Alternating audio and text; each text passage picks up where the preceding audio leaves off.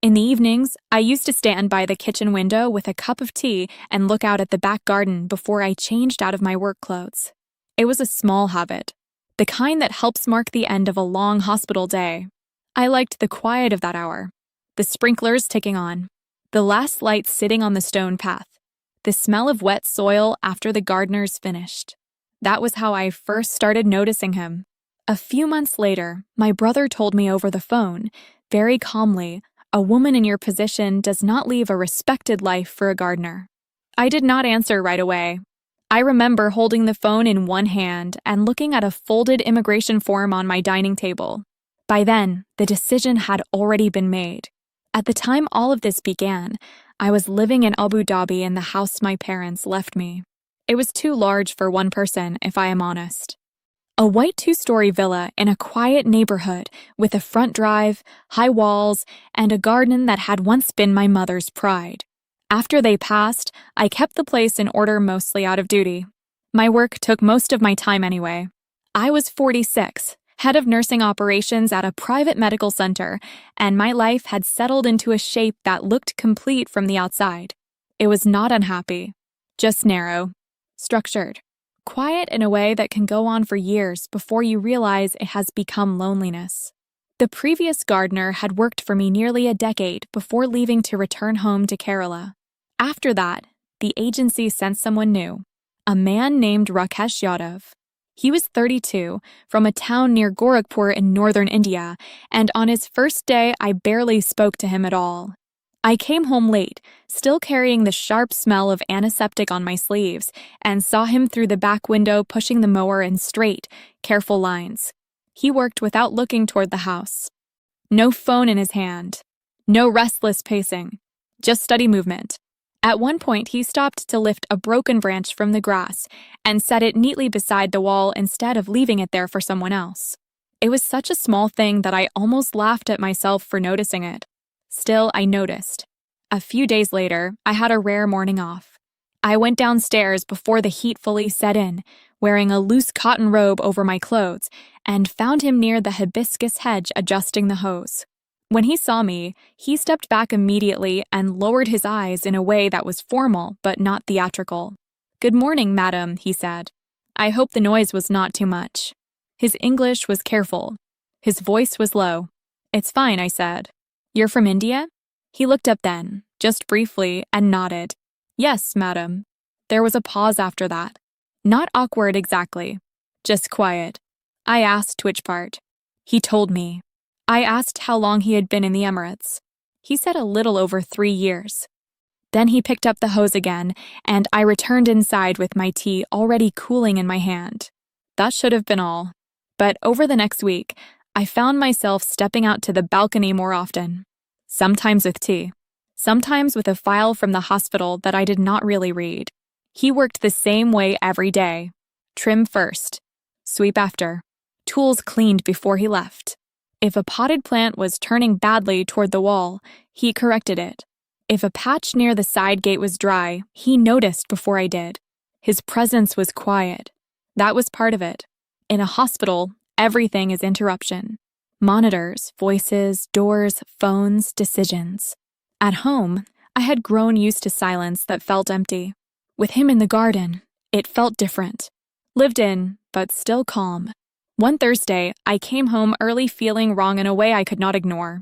I had been pushing through a sore throat and a low fever for 2 days, telling myself it was nothing.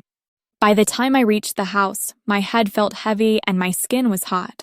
I set my bag down in the entryway and made it as far as the living room sofa before I had to sit. I remember the fabric under my hand. Cool at first, then not. A minute later, I heard the back door open softly. Work shoes on tile. Then footsteps stopping. "Madam."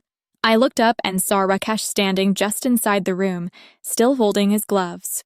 He knew he was not supposed to enter without reason. I could see that in the way he hesitated. "I'm all right," I said, though I was not. He did not argue. He simply crossed the room carefully and asked if I could stand. When I tried, the room tilted a little. He steadied me without presuming too much, one hand near my elbow, the other ready but restrained. He helped me upstairs, opened the curtains just enough to dim the light, brought water and then a cool towel folded with surprising care. "Please rest," he said. "I will stay outside." The next morning, when I woke, there was a small tray on the bedside table. Plain rice porridge with ginger. Weak tea. A note in neat handwriting. "This is simple, but good for fever. My mother made it for us at home." I sat there for a long time looking at that note. Then I put it beside my phone and ate slowly in the quiet. After that, something in the house changed, though not in any way I would have admitted at the time.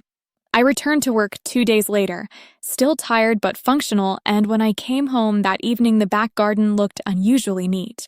The stone edging had been cleared of dead leaves. The jasmine vine had been tied back properly. Even the clay pots near the fountain had been turned so the healthier side faced outward. It was the sort of care that only becomes visible when someone has it naturally. I stood there for a minute with my bag still on my shoulder. Rakesh was near the far wall trimming a row of shrubs by hand. He noticed me, straightened, and gave a small nod. Nothing more. "Thank you for the porridge," I said. He wiped his hands on a cloth and looked down. I hoped it was all right. It was. That was the whole conversation. But it stayed with me longer than it should have. In the weeks that followed, our interactions remained small and ordinary on the surface. I would leave for the hospital before sunrise some mornings and return after dark.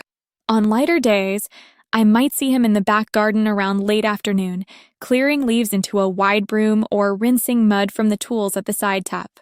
The air would carry the smell of cut grass and warm stone. Sometimes the neighbor's radio drifted over the wall in short bursts. Sometimes all I heard was the soft scrape of the rake. I began bringing an extra cup of tea outside. The first time I did it, he looked almost alarmed. "Madam, no, it is fine," he said, stepping back. "It's just tea," I told him. "Sit for 5 minutes." He sat on the very edge of the garden bench, as if the wood might object. His back stayed straight. His hands wrapped around the cup carefully, almost formally. We spoke about simple things. The heat that week. The difficulty of keeping roses alive in the Gulf. Which plants survived neglect and which did not. He smiled only once and briefly when I told him I had killed 2 rosemary bushes despite being raised by a woman who could grow anything.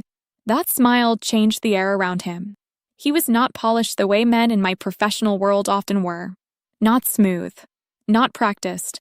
He spoke carefully and sometimes searched for words. But there was steadiness in him. No performance. No rush to impress. I found that restful in a way I had not expected. One afternoon, I asked about his family. He told me his mother lived with his younger sister. His father had died when he was still in school. After that, he worked wherever he could. Construction for a while.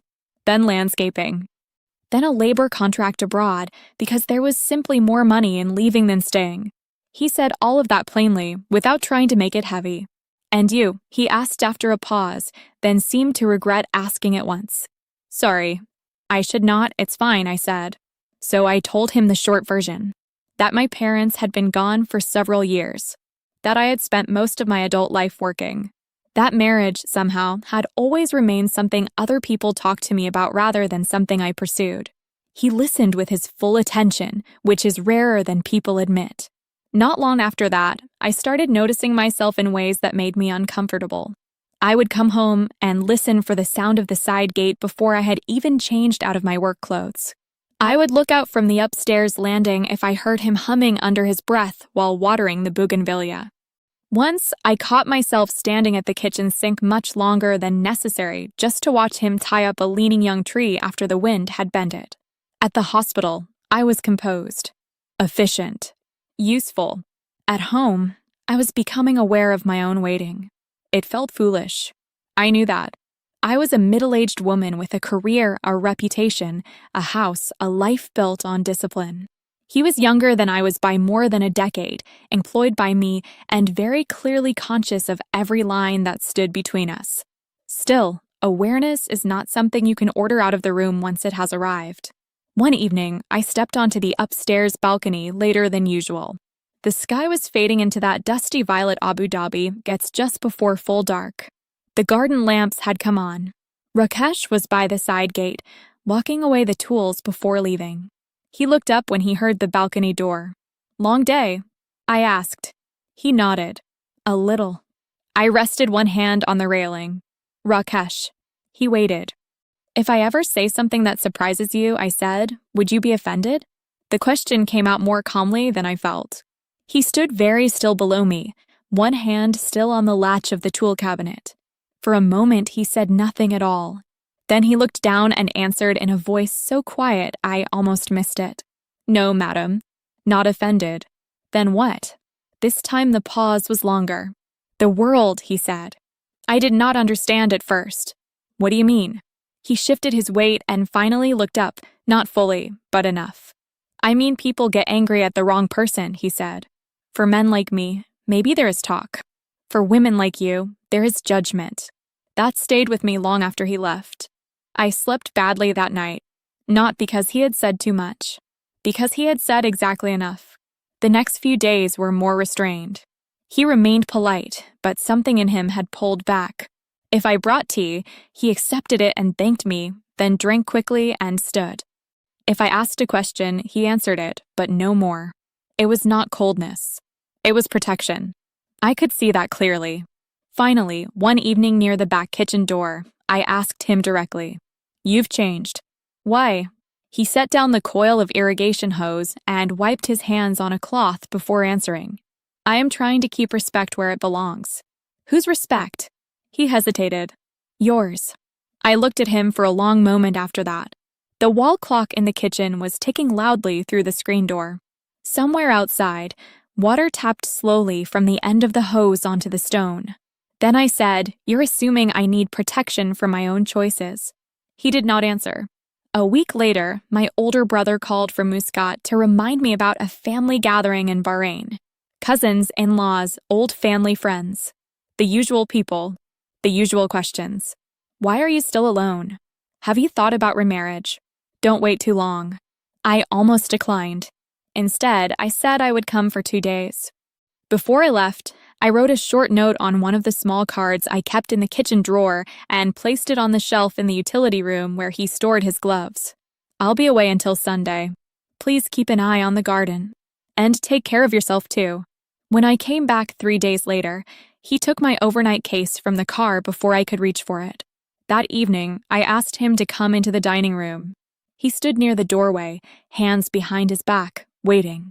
I told him my family wanted me to consider an arranged introduction again. For the first time since I had known him, he did not hide what crossed his face. He didn't speak right away. He just stood there near the dining room doorway with his hands folded behind his back and his eyes lowered to the floor. The room was very still. I could hear the low hum of the refrigerator from the kitchen and, beyond the glass doors, the soft ticking sound of the irrigation timer switching on outside. I was the one who had called him in. I was the one who had raised the subject.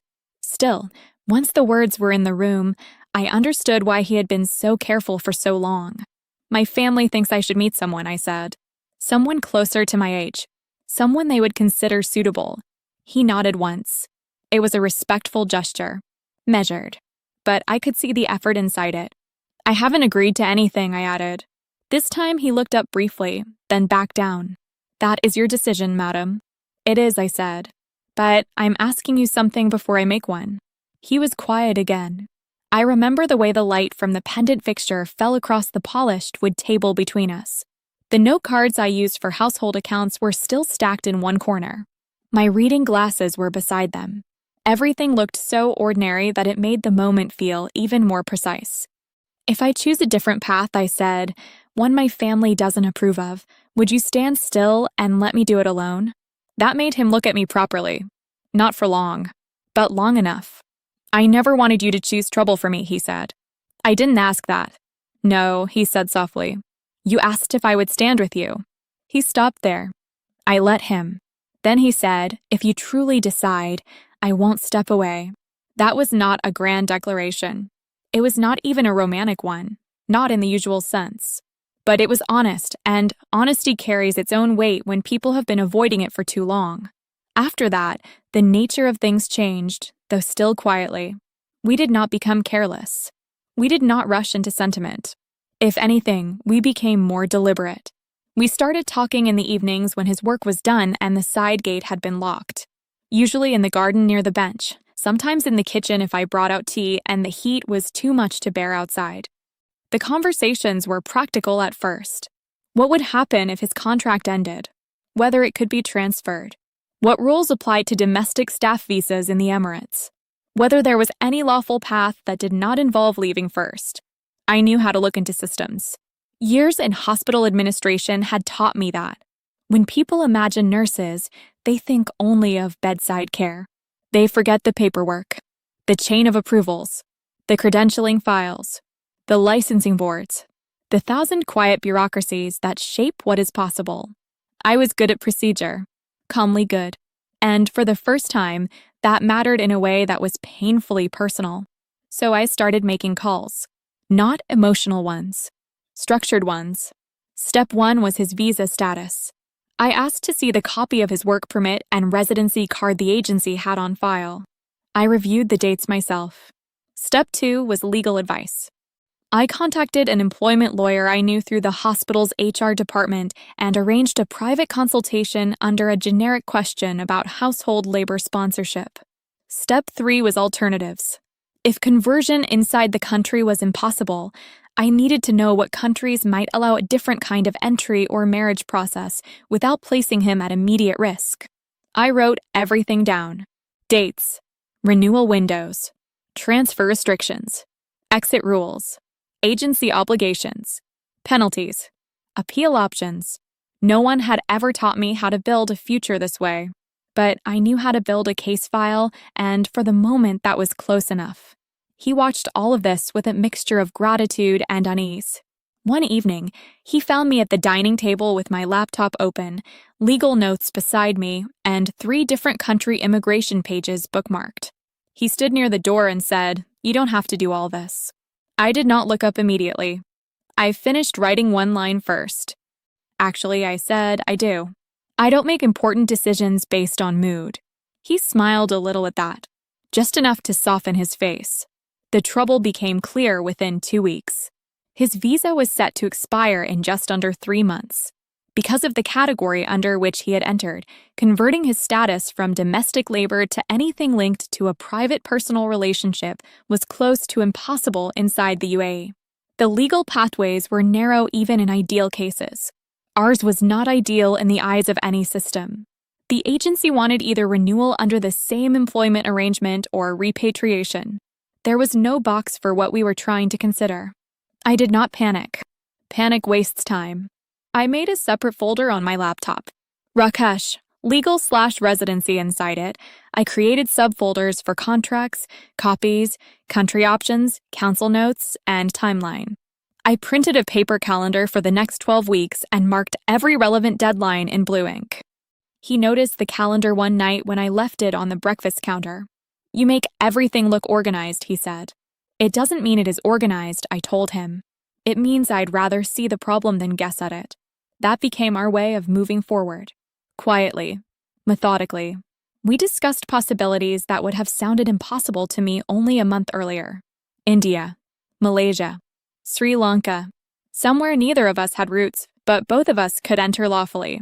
I looked at medical licensing requirements in 3 countries. He spoke to a cousin about his village and to a friend in Lucknow about work conditions there. We did not romanticize anything. We talked about housing, money, language, social pressure, practical survival.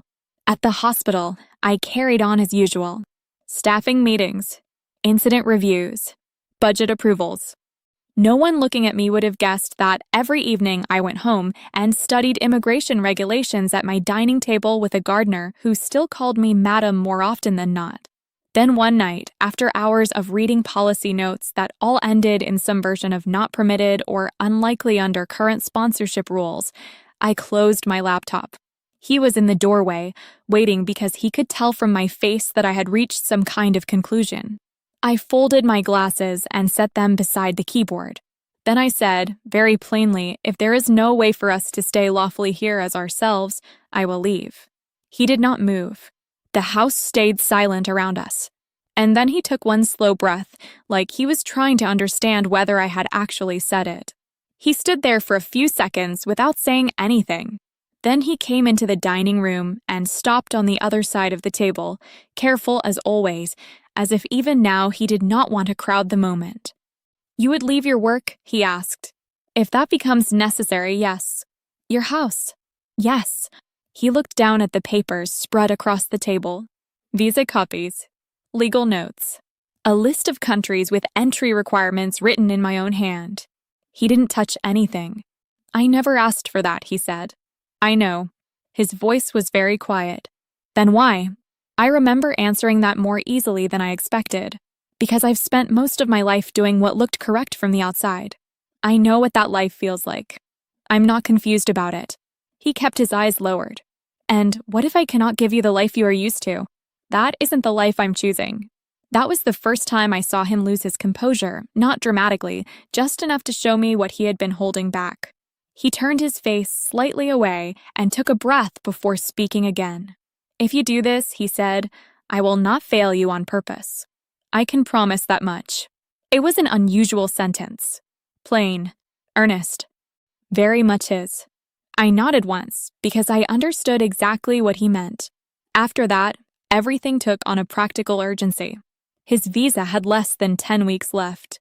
The agency had already started sending routine reminders about renewal paperwork. I asked for copies of every contract document connected to his employment history under the property file. I reviewed salary records, sponsor terms, agency conditions, and release procedures. I also requested a private consultation with an immigration lawyer in Dubai who handled labor status complications. I did not want hopeful opinions. I wanted actual limitations, in writing if possible. The answer was the same each time, though phrased differently. Possible in theory, difficult in practice, risky under current sponsorship, better to exit first. So I made another list. Step 1, resolve his contract cleanly. Step 2, secure enough liquid funds for 6 months outside the UAE.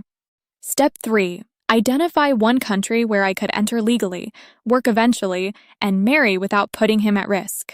Step 4, leave before the visa forced the decision for us. I was calm while making the list. Calm does not mean untouched. It simply means I knew what needed doing. At the hospital, I began reviewing my own position with the same discipline I would have used for any senior transition. I checked my resignation terms, end-of-service benefits, housing implications, pension access, and licensing documents. I made certified copies of my degree certificates and nursing credentials. I updated my CV, not because I intended to apply anywhere immediately, but because papers have a way of becoming urgent all at once. At home, I opened a steel lockbox I kept in the study and began sorting what would matter and what would not. Passport, property title, bank statements, insurance papers, my parents' death certificates, academic records, copies of old references. It was strange seeing a life reduced to paper thickness and stamps. Rakesh helped in the quiet ways he knew best. He did not interfere. He made tea when I forgot to eat. He brought me the folder from the cabinet before I asked for it. He left the room when I was on calls and returned only after knocking lightly against the frame. Sometimes he would find me at the dining table after midnight with my laptop still open and simply say, "Enough for today," in that careful voice of his. I did not always listen, but I noticed. A week later, I flew to Bahrain for the family gathering I had already agreed to attend. I considered canceling, then decided against it. Avoidance would only delay what I already knew. My older brother hosted in a large rented villa near the water, the sort of place used for polished family events where everything is comfortable and nothing is honest for very long.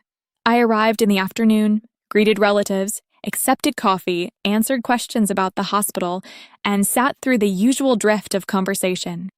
The women in my family have a particular style of concern. It arrives dressed as practicality. One aunt asked whether I had thought about companionship in mature years.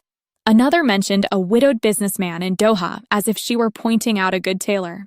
My brother was the one who eventually said it plainly. A woman in your position does not leave a respected life for a gardener. He said it in his study after dinner, with the door half closed and his voice low enough to sound reasonable. I looked at him for a moment before answering. You're speaking as if this is about appearance. It is about consequences, he said. No, I told him.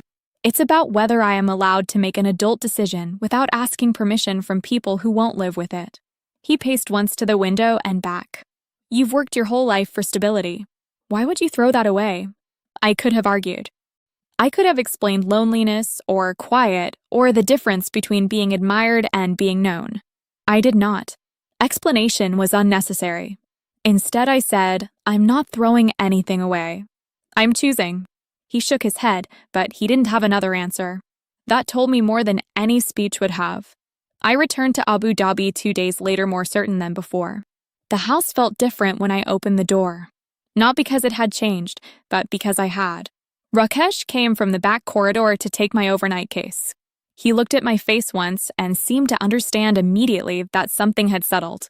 That evening, I asked him to sit in the kitchen while I made tea. I told him the family had reacted exactly as expected. I told him no one had changed my mind.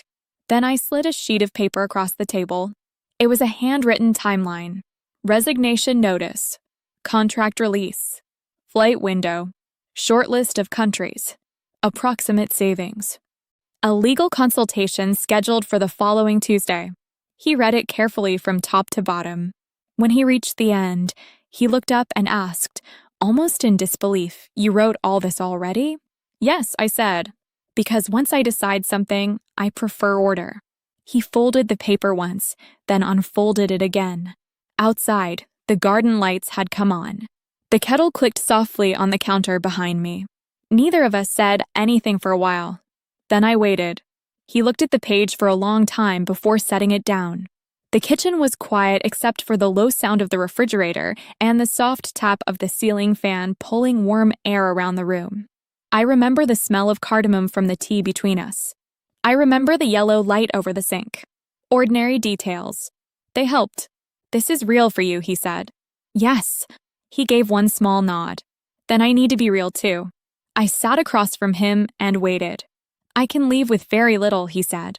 A bag, some savings, my documents. That part is simple. But if you come, it should not be because you are tired or upset with your family. It should be because later, when life is smaller and harder, you still know why you came. It was the clearest thing he had ever said to me. I answered just as plainly. I'm not choosing quickly. I'm choosing clearly. After that, the conversation became more direct than any we had had before. We discussed money first. I showed him the account summary I had prepared, the amount I could move without penalty, the amount tied up in the property, the realistic cost of leaving my role, and how long we could live modestly on savings while I sought licensing options elsewhere. He was uncomfortable seeing those figures at first. I understood why. Numbers can create distance if they are used carelessly. So I kept it practical. This is not about who brings more, I said. It's about whether the plan holds. He relaxed slightly after that. Then we moved to documents. Passports. Contract release forms. Agency clearance. My degree certifications. Letters of service from the hospital. Vaccination records. Copies of his educational papers and family identification from India. I made a checklist and wrote everything twice, once in my notebook and once on the legal pad I kept near the phone. Step 1. Finish the release process without conflict. Step 2. Secure travel and exit cleanly. Step 3. Enter somewhere lawful. Step 4. Marry only after status is stable. That was the rule. We both agreed to it. The next week passed in appointments and paperwork. I met the immigration lawyer in Dubai on a Thursday afternoon. He reviewed the contract category, sponsorship restrictions, and our proposed options. He was efficient and not especially warm, which I appreciated. When I asked whether there was any realistic legal path for us to remain in the UAE without risking visa complications or public exposure through the wrong channels, he said no in under a minute. Leave properly, he told me. Do not improvise around this. I wrote that sentence down exactly as he said it. The agency meeting was more delicate. I handled it as an employment transition, not a personal one. I informed them that I would not be renewing household services beyond the contract term because of changes in my own circumstances. I requested the release paperwork, final accounting, and timeline for exit processing. They tried, politely, to convince me to extend for convenience. I declined, calmly, repeatedly. At the hospital, I submitted my resignation with the same composure. 90 days would have been standard, but I negotiated a shorter departure based on accrued leave and a transition plan I drafted myself. Staffing reports, handover notes, recruitment recommendations. I built the exit package in one weekend and sent it Monday morning. My medical director called me into her office and asked if I was certain. I am, I said. She studied me over the rim of her glasses. You've been one of the steadiest people in this building. That can still be true, I told her. She did not ask anything more personal than that, which was kind of her. She only said she would make the transition as clean as possible. At home, the villa began to feel less like a permanent address and more like a series of rooms awaiting decisions. I started sorting what to keep, what to sell, and what to leave under management. I hired a property consultant to handle rental options if I chose not to sell immediately. I boxed books, archived papers, donated clothing I had not worn in years. Every evening another cupboard emptied, another drawer simplified. Rakesh moved carefully through all of it. If he sensed the emotional cost, he did not make a show of noticing. He repaired a loose hinge on one suitcase without telling me. He found the extra passport photos I had forgotten in a desk organizer and left them clipped to the checklist. Once, when I came downstairs later than usual, I found him in the garden folding the old canvas chairs we no longer needed for storage. He looked up, then paused. "Are you afraid?" he asked. It was nearly dark. The garden lights had come on. Somewhere beyond the wall a car door closed, then silence again. "Yes," I said. He seemed relieved by the honesty of that. "So am I," he answered. That made the air feel simpler between us. A few days later, my brother called again. This time there was no pretense. He told me I was making a mistake. He said people would talk. He said I was risking humiliation, instability, regret. I listened without interrupting. When he was finished, I said, "I understand that you disagree." He waited for the rest. There was no rest.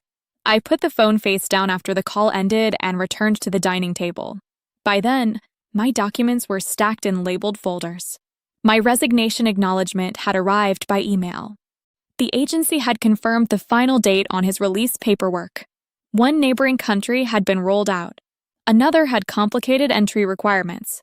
India remained the clearest route, at least for the immediate next step. Not ideal in every respect, but lawful, possible, real. That evening, I spread the papers across the table in final order. Passports, clearance letters, copies of credentials, bank documents, flight options, a handwritten budget for 6 months.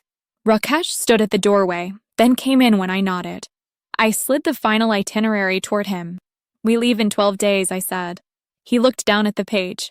Then he sat very still, one hand resting lightly beside the papers, as if movement might change what he was seeing. The 12 days passed quietly, but they did not pass slowly. Once the date was fixed, everything became a sequence. Final handovers at the hospital. Signed release papers. Property documents transferred to the management firm. Account access updated. Utilities reduced. Keys labeled. The sort of work that looks small from a distance and takes up entire days when you're inside it. I stayed calm by keeping things in order. In the mornings, I went to the medical center and completed my final transition meetings.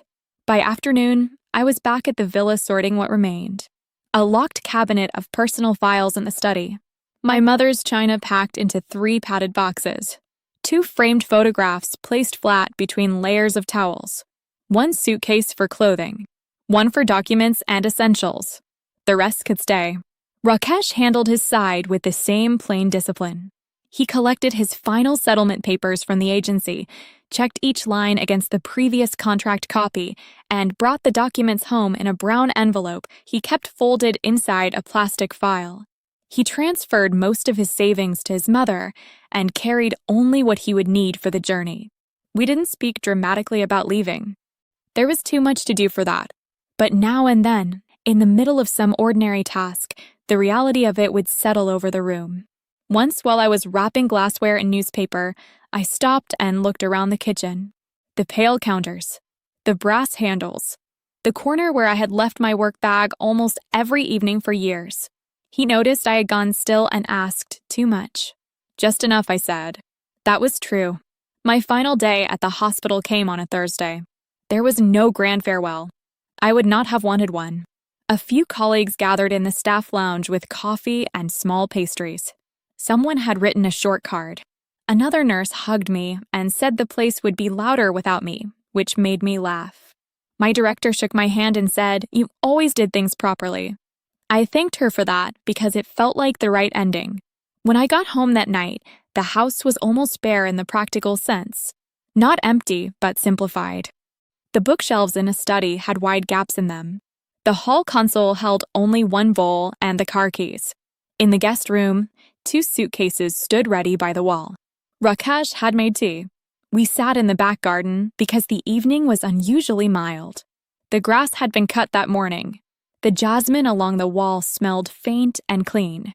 Beyond the lights, the city hummed in that distant way large cities do, as if it were carrying on without noticing anyone inside it. "Tomorrow," he said. "Yes." He turned the warm cup once between his hands. "I thought many times you might change your mind." "I know. And now? Now I'm packed." That made him smile. The next morning, I did one last walk through the villa before sunrise. Study, hallway, kitchen, upstairs landing, my old bedroom with the curtains half open. I checked locks, switched off unused circuits, and placed the final key set in an envelope for the property manager. It was not sentimental exactly. More like closing a file carefully after years of keeping it open. At the airport, everything felt strangely ordinary.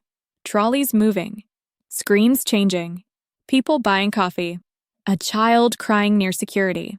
The kind of scene where private decisions disappear into public routine. That helped too. We flew first to Delhi and then onward to Lucknow. From there, we drove east for several hours toward the district where his family lived. I had traveled often for conferences, but this trip felt different from the first minute because there was no professional frame around it. No hotel booking under the hospital name. No itinerary prepared by someone else. Just 2 passports, 2 bags, and the simple fact that I had chosen to go. By the time we reached his village, the light was low and soft. The roads had narrowed gradually from highway to local road to something barely wider than a lane in places. There were fields on both sides, water standing in some of them, and small houses set back behind trees or low walls. Motorcycles passed us. Children looked up from the roadside and then returned to whatever game they were playing. His house was modest. 1 level, cement floor, tin roof over part of the front, a shaded veranda with 2 plastic chairs. There were marigolds near the entrance and a hand pump a little way off to the side. Nothing about it was polished or arranged for impression. He stopped before opening the gate and looked at me, not anxiously exactly, but closely. "This is home," he said. I stepped out of the car and looked around. The air smelled of dust, leaves, and cooking smoke from somewhere nearby.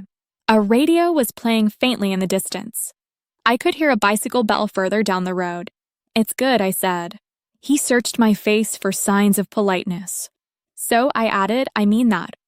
His mother came out a moment later, smaller than I expected, wearing a pale sari and a serious expression that softened only after he spoke to her quickly in Hindi. His younger sister followed with a metal tray of water glasses. I could not understand the words yet, but I understood the care in the gestures. Shoes moved aside. A chair wiped down. A place made. That first night was simple. Rice. Lentils. A vegetable dish with more spice than I was used to. A room made ready with fresh sheets. A fan turning overhead in a slow circle. My suitcase at the foot of a narrow bed. Through the window I could hear dogs barking once, then silence, then insects loud in the dark. I should have felt overwhelmed. Instead, I felt very still. A week later, after the necessary documents were reviewed, the local formalities were explained, and we had spoken through every remaining practical concern one more time, we married quietly. No ballroom. No spectacle. A small gathering under a blue canopy near the house. Local officials. A few relatives. Neighbors watching from just beyond the chairs. I wore a simple pale sari chosen with his sister's help. He wore a clean white kurta and looked as if he still could not fully believe what was happening. It was not a dramatic day. It was careful, legal, respectful, exactly what I wanted. Later, when everything had quieted and the last guest had left, I sat on the veranda holding a cup of tea while the evening settled over the fields. He came and sat beside me, not saying much. He didn't need to. For the first time in a very long time, my life felt like something I had entered on purpose. Life became smaller after that, and in time I understood that smaller was not the same as lesser. In the beginning, everything took longer than it used to. Laundry done by hand. Market trips planned around weather and transport. Meals made with what was available that day, not whatever I happened to prefer. I had to learn how to live without the smooth efficiency that money had given me for years. Some days I was clumsy about it. I spilled water carrying a metal bucket, burned the first flatbread I tried to make, folded a sari badly enough that Rakesh's sister laughed and fixed it for me without a word. I didn't mind. There was something calming about being ordinary in a new place. No title to uphold. No senior role. No polished version of myself required before breakfast. After a few months, with the savings I had brought and the licenses I could legally use, I opened a small health room near the entrance of the village. It was modest. 2 clean rooms. A metal examination table. Shelves for supplies. A desk with paper files arranged in labeled stacks. I treated fever, minor injuries, prenatal questions, blood pressure concerns, infections that had gone too long without care. Nothing elaborate. Just steady work, done properly. Word traveled. Women began bringing their children. Older men came in pretending they were only there for tablets and then stayed to ask questions about sugar levels and dizziness. Pregnant mothers sat on the bench outside in the mornings, waiting patiently in bright scarves with steel water bottles in their laps. I worked the way I always had, calmly, carefully. The difference was that now, when I closed the clinic in the evening, I walked home to a place where someone was waiting for me. Rakesh returned to farming and small market work with the same dignity he had brought to every job I had ever seen him do. He never changed in the ways that matter. He still woke early, still repaired things before they broke fully, still washed tools before putting them away. He simply moved now with a little more ease, as if being seen clearly had settled something in him. In the evenings, we sat on the veranda with tea while the air cooled. Sometimes there was very little to say. A motorbike passing in the distance. Rain tapping lightly on the tin roof. The smell of wet soil lifting from the ground after a brief storm. Those were enough. Not everyone approved of US, of course. Some people in the village were curious in a way that felt kind. Others were doubtful in a way that was harder to miss. A few women asked me, gently but directly, why I had left a wealthy life. One man asked Rakesh whether he worried I would tire of the place and go back. There were whispers now and then. I had heard worse. So had he. We did not build our days around answering other people's discomfort. About a year later, I found myself growing tired in a way that was different from work. Persistent. Strange. I assumed it was stress at first, then anemia, then perhaps some infection I had not fully shaken. The district physician ran tests and looked at me twice before giving the result, as if he was checking whether I understood him correctly. I was pregnant. I sat very still in the clinic chair when he said it. Not because I was unhappy, just because some news enters the room so quietly that your body takes a moment to catch up. I was 47 by then. The pregnancy needed careful monitoring, and I followed every instruction. Rest, checkups, limited lifting, adjusted work. The women from the village took the news into their own hands almost immediately. One brought food. Another brought soft cloth. Someone's mother insisted on showing me how to sit more comfortably at night with a folded blanket behind my back. Care arrived in practical forms. When our daughter was born, the house changed all over again. Her name is Noor. She had a strong cry from the first day and a serious expression for months afterward, as if she had arrived already thinking about things. Rakesh learned to hold her with a mixture of awe and confidence that made me smile even when I was exhausted. He would come in from the fields, wash his hands carefully at the pump, and go straight to her before he sat down himself. Motherhood at that stage of my life did not feel like a reward or a miracle in the dramatic sense. It felt quieter than that, more like an opening. A room in me I had left closed for so long that I had stopped thinking about it. Now, when I think about the years before all this, I do not feel bitterness. That surprises some people, but bitterness requires more energy than I am willing to give the past. I had a respected life before. I know that. I also know respect can be a poor substitute for closeness if it is all you have. These days, my routine is simple. I open the clinic in the morning. I come home for lunch if the line is light. I sort papers after dinner because old habits remain useful.